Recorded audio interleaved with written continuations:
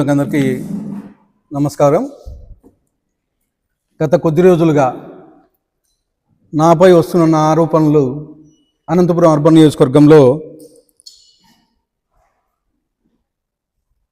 మాట్లాడుతున్న వైసీపీ నాయకులు గత 2 రోజుల కిందట వైసీపీ నాయకులు అనంత వెంకటరామరెడ్డి గారు మాట్లాడుతూ దండుపాలెం బ్యాచ్ అని మాట్లాడడం జరిగింది. గతంలో మీరు గత 5 ఏళ్లలో మీరు చేసినటువంటి అక్రమాలు, అన్యాయాలు, మీ నాయకుడు, మీ ముఖ్యమంత్రి జగన్మోహన్ రెడ్డి చేసిన అన్యాయాలు, అక్రమాలు మీకు ఆ రోజు కనిపించలేదా? ఒక ఎస్సీ కులానికి చెందిన ఒక డ్రైవర్ని డోర్ డెలివరీ చేస్తే ఆ రోజు మీరు చర్యలు తీసుకోలేదు. ఆ రోజు మీ నాయకుడు కనిపించలేదా? అలాగే ఒక ఎస్సీ కులానికి చెందిన డాక్టర్ సుధాకర్ని ఒక మాస్క్ కోసం హత్య చేస్తే ఆ రోజు మీరు మాట్లాడలేదు. ఆ రోజు మీకు కనిపించలేదా? మీరు సీనియర్ నాయకుడే కదా, ఆ రోజు ఎందుకు మాట్లాడలేకపోయారు? కానీ ఈరోజు అనంతపూర్లో చిన్న చిన్న సమస్యలు జరుగుతూ ఉంటాయి. దాన్ని ఒక పెద్ద భూతద్దంలో చూపిస్తూ అనేకమైనటువంటి ప్రచారాలు చేస్తూ ఉన్నారు. మీ చీకటి రాజకీయాలు అందరికీ తెలుసు. అనంతపురంలో తెల్లవారుజామున 5 గంటలకు ఎవరితో మాట్లాడతారో, తర్వాత మధ్యాహ్నం వాట్సాప్ కాల్లో ఎవరితో, ఏ నాయకుడితో మాట్లాడుతున్నారో ఇవన్నీ అనంతపురం ప్రజలందరికీ తెలుసు. దానిలో భాగంగానే మిమ్మల్ని గత ఎన్నికల్లో ఓడించి ఇంట్లో కూర్చోబెట్టారు.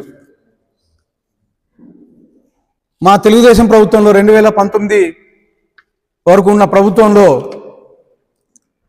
350 కోట్ల రూపాయలతో నేషనల్ హైవే అప్పటి మా ముఖ్యమంత్రి నారా చంద్రబాబు నాయుడు గారు శాంక్షన్ చేయిస్తే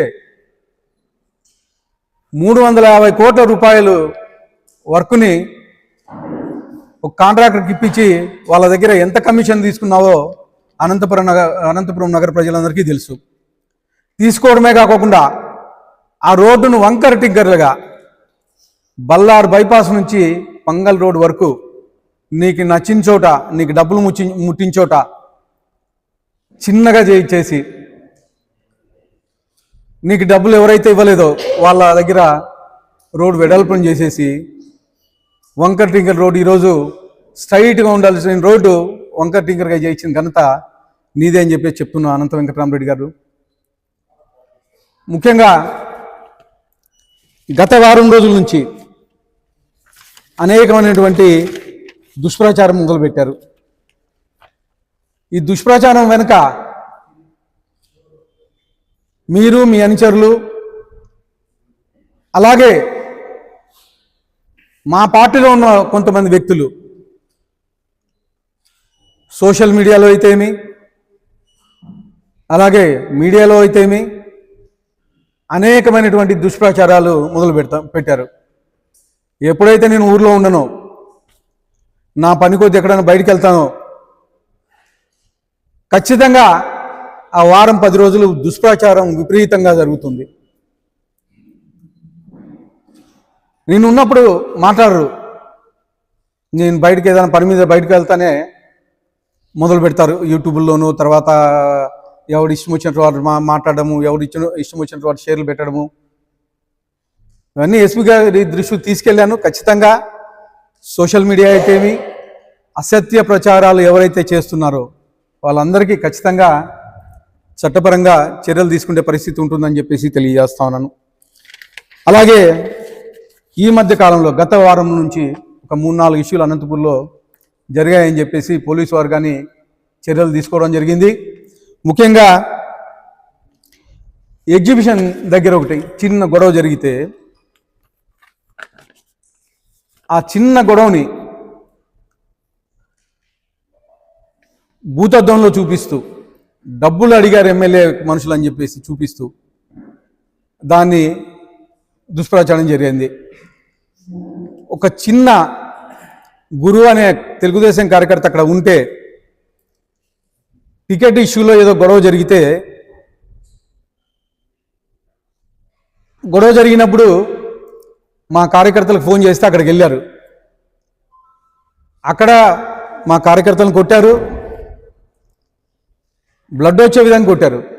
దానికి సంబంధించిన ఎమ్మెల్సీగానే అయింది. హాస్పిటల్లో ఎమ్మెల్సీ చేయించారు. దాని తర్వాత వీడియోలో మా వాళ్ళు వెళ్ళి గొడవ పెట్టుకుని అక్కడ దాదాపు 20 వీడియో కానీ అబ్జర్వ్ చేయొచ్చు. మా వాడు ఉండేది ఒక్కడు. దాదాపు ఎగ్జిబిషన్ నిర్వాహకులు 20 మంది ఎగ్జిబిషన్ నిర్వాహకులు ఆయన కొట్టడం జరిగింది. కానీ దాన్ని నెక్స్ట్ డే పొద్దున్నే ఎగ్జిబిషన్ నిర్వాహకుడు ప్రెస్ మీట్ పెట్టి ఎస్పీ గారు కంప్లైంట్ ఇచ్చారు. ఎమ్మెల్యే మనుషులు 20 లక్షలు అడిగారని చెప్పేసి. ఎక్కడైనా ఒక చిన్న ప్రూఫ్ చూపించాయా? గత సంవత్సరంలో 10 లక్షలు అంట, ఈ సంవత్సరంలో 10 లక్షలు అంట. నీ టర్న్ ఓవరే మొత్తం ఎగ్జిబిషన్ టర్న్ ఓవరే 20 లక్షలు ఉండదు. 20 లక్షలు అడుగుతామని చెప్పేసి ఎస్పీ కంప్లైంట్ ఇస్తావు. దీని వెనక ఖచ్చితంగా వైఎస్ఆర్సీపీ నాయకులు ఉన్నారా లేకపోతే ఇంకోరు ఉన్నారా అనేది ఖచ్చితంగా విచారణలో తేలుతుంది. నేను కానీ కంప్లైంట్ ఇవ్వడం జరిగింది. నిజ నిర్ధారణల చేయమని చెప్పేసి ఎస్పీ గారికి కానీ చెప్పడం జరిగింది. దేనికంటే ఎవరు ఇష్టం వచ్చినట్లు వాళ్ళ మైక్ ఉంది కదా అని చెప్పేసి, నోరు ఉంది కదా అని చెప్పేసి మాట్లాడుతూ ఉన్నారు. చిన్న గొడవ ఎగ్జిబిషన్ దగ్గర. ఆయన చెప్తున్నాడు గత సంవత్సరం 10 లక్షలు అడిగాడు, మళ్ళీ ఈ సంవత్సరం 10 లక్షలు. గత సంవత్సరం 10 లక్షలు ఇవ్వకపోతే ఈరోజు నీకు ఎగ్జిబిషన్ పర్మిషన్స్ ఎట్లా వచ్చాయి?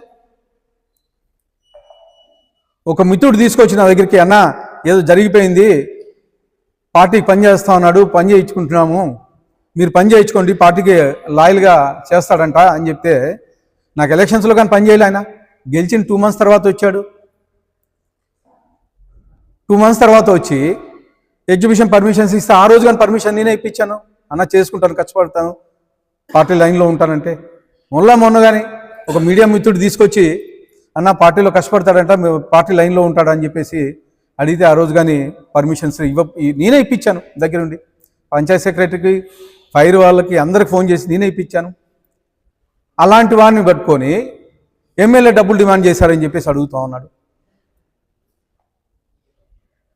దీని వెనక ఖచ్చితంగా రాజకీయ నిరుద్యోగులు ఉన్నారు.